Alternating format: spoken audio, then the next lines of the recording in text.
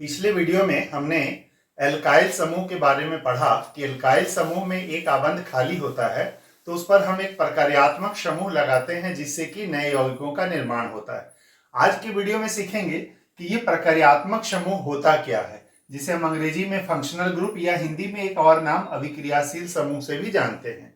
तो ये प्रकार्यात्मक समूह वास्तव में एकल तत्व वाले या एक से अधिक तत्वों वाले समूह होते हैं, जिन समूहों के उस एल्काइल समूह पर या अन्य यौगिकों के साथ जुड़ने से उनका गुण बदल जाता है और बदले हुए गुण वाले यौगिकों का निर्माण होता है, तो उन्हें हम प्रकार्यात्मक समूह कहते हैं। सामान्यतः हाई स्कूल में 10 क्लास तक हमें जो प्रकार्यात्मक समूह 5-6 पढ़ना चाहिए उसका हम उदाहरण देख लेते हैं। तो सबसे पहला है एल्कोहल, जिसे हम सामान्यतः एल्कोहल भी कहते हैं। इसका संरचना सूत्र होता है बॉन्ड OH।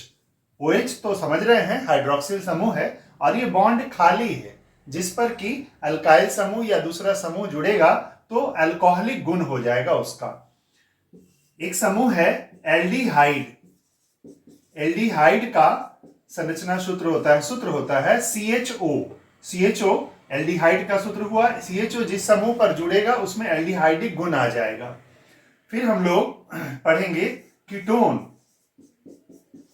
कीटोन में बॉन्ड CO बॉन्ड होता है, मतलब CO जो है वो बीच में रहेगा, दोनों तरफ बॉन्ड खाली हैं और इन खाली हुए बॉन्डों पर अन्य तत्व जुड़ेंगे या अल्काइल समूह की तरह के समूह जुड़ेंगे। फिर होता है कार्बोक्सिलिक अम्ल। कार्बोक्सिलिक अम्ल जो अम्ल समूह है उसे हम कार्बोक्सिलिक अम्ल प्रकार्यात्मक समूह कहते हैं। इसका सूत्र है बॉन्ड COOH। ये COOH जो हुआ वो कार्बोक्सिलिक अम्ल का गुण प्रदर्शित करेगा।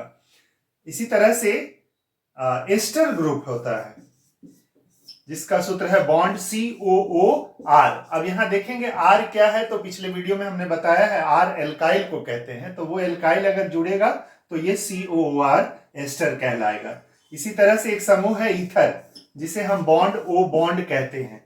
क्लास 10 में एक और समूह पढ़ना है आपको जिसका नाम है हैलोजन। हैलोजन जिसे हम सामान्यतः X कहते हैं, हालांकि X का मतलब क्या होता है यहाँ क्लोरीन या ब्रोमीन या आयोडीन या फ्लोरीन, वो जो समूह हैलोजन समूह अगर ये जुड़ा हुआ है तो वो हैलोजन कहलाएगा। तो इस तरह से ये सभी प्रकार्यात्मक समूह के कुछ उदाहरण हैं। ये प्रकार्यात्मक समूह ही एल्काइल ग्रुप पर जुड़ते हैं तो वो नए यौगिकों का निर्माण करते हैं। तो जिन यौगिकों पर भी OH जुड़ा रहेगा उसमें अल्कोहलिक गुण आ जाएगा, CHO रहेगा तो एल्डिहाइडिक गुण आ जाएगा, CO रहेगा बीच में, दोनों तरफ दूसरे समूह होंगे तो कीटोनिक्स गुण आएगा। अगर बॉन्ड COOH है तो आप देखेंगे उसमें अम्लीय गुण आ जाएगा। एस्टर में बॉन्ड COR है, ईथर बॉन्ड O बॉन्ड है, मतलब वो बीच में रहेंगे, दोनों तरफ समूह रहेंगे तो ये ईथर का गुण देगा। और अगर क्लोरीन, ब्रोमीन, आयोडीन, फ्लोरीन इत्यादि हैं तो हैलोजन के गुण होंगे। तो इस तरह से ये कुछ प्रमुख प्रकार्यात्मक समूह है जो क्लास 10 तक आपको जानना चाहिए, साइंस के विद्यार्थी अगर आप हैं तो। धन्यवाद।